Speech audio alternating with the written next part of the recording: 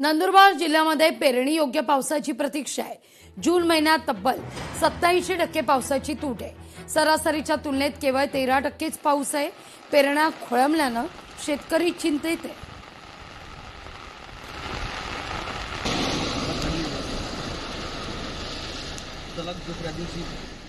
तर नंदुरबारच्या नवापुरात अद्याप दमदार पाऊसच नाहीये। दमदार पावसाअभावी भात लागवड खोळंबलेली आहे। आढावा घेतला आपले प्रतिनिधी देवेंद्र माळी यांनी। वरुण राजाने पाठ फिरवल्यामुळे भात उत्पादक शेतकरी मोठ्या संकटात सापडला आहे।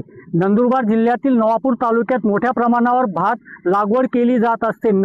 गेल्या वर्षी नवापूर तालुक्यात जवळपास 25,000 हेक्टर क्षेत्रावर भात लागवड झाली होती। मात्र यंदा जून महिना उलटूनही पाऊस न झाल्यामुळे भात उत्पादक शेतकरी मोठ्या संकटात सापडला आहे।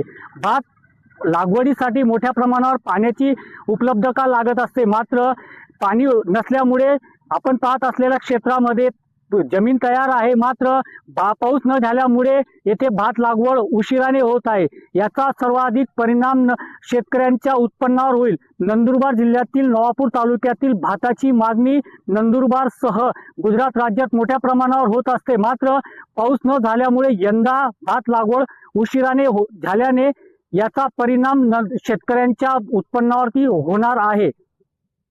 देवेंद्र माळी, लोकशाही मराठी, नंदुरबार। लोकशाही मराठी ऐका, पहा, जागरूक रहा।